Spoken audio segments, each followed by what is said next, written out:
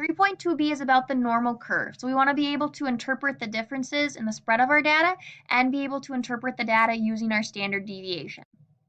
So right here, this is a picture of our normal curve. So this shape should look familiar from our histograms and our dot plots. This curve is symmetric, and it's got the following properties. So it's symmetric around the center. In other words, it's symmetric around the mean. So when we're talking about our normal curve, this very middle line right here would represent our mean. And if you notice, the left half is identical to the right half. That's what symmetric means.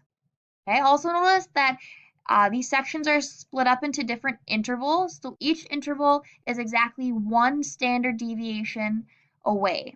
Okay, so right here in the middle would be our mean.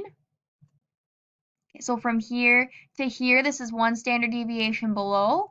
Okay, from right here to here, this is two standard deviations below. If we're going the other way, here's our mean again. So here's one standard deviation above.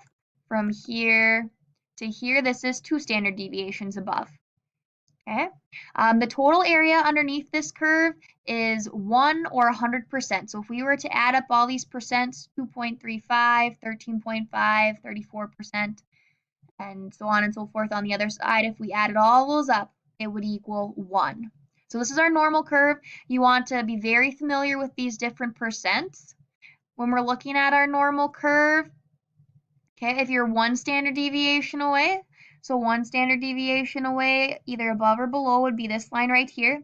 This represents 68% of our data. If you're within that two standard deviations above or below, that represents 95% of our data. And if you're within three standard deviations above or below, that's 99.7% of our data. Again, you want to be very familiar with these percents. So let's look at a problem. In basketball, Mike has a mean score of 16 points and a standard deviation of 2 points. Given the information, fill in the normal curve below. So notice that I already put in all of our percents for us. Okay, these percents are going to be identical. Okay, these percents are part of the definition of normal curve, so they'll be the same for every normal curve problem you see. Well, they told us our mean was 16, so right here in the middle, this is our 16. Okay, well, for our standard deviation, we're just going to add or subtract. So one standard deviation above 16 would be 18. Okay, two standard deviations above would be 18 plus 2, so that's 20. Another standard deviation above would be 20 plus 2, so that's 22. Working to the left, we're going to subtract. So one standard deviation below would be 16 minus 2, which is 14. Two standard deviations below would be 14 minus 2, which is 12. Three standard deviations below would be 10. So now we filled out our normal curve, so we can answer some questions. So the first question, between how many points does Mike score 68% of the time? Well, here is our 68% of the time. That's one standard deviation below, one standard deviation above. So the majority of the time, or 68% of the time, Mike scores between 14 and 18 points. Okay, between how many points does he score 95% of the time? Well, let's take a look at our 95. From here all the way over to here, it looks like we have from 12 to 20. So 95% of the time he scores between 12 and 20 points. Let's take a look at another problem. So again, I filled out my curve with all of those percents. I would start off every normal curve problem by filling out all of those percentages. So on a recent math test, the mean score was 75 and the standard deviation was 5. So let's take a second and fill out our normal curve. So we filled out our normal curve using this data. That mean was 75, so that went right in the middle.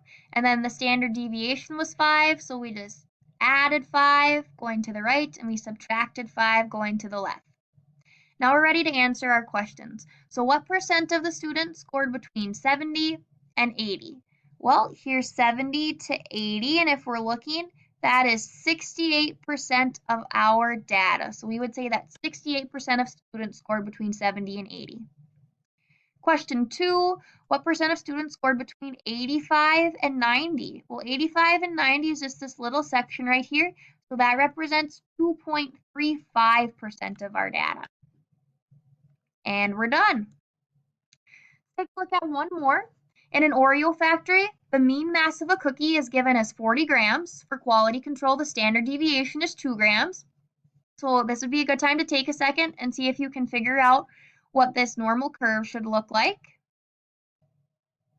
Well, our mean was given as 40 grams, so again, 40 is right here in the middle, and then we just add 2 and subtract 2 to fill out the rest of our normal curve. So our question, if 10,000 cookies were produced, how many cookies are within 2 grams of the mean?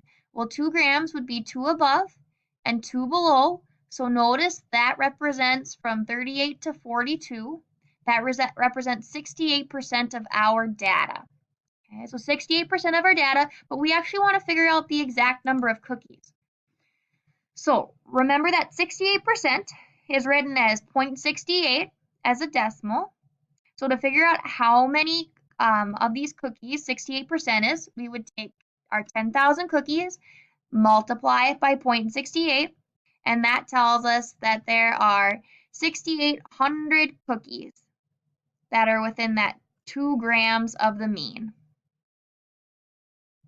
All right, so this is our standard deviation. Remember to answer the questions below and click submit when you're done with your quiz.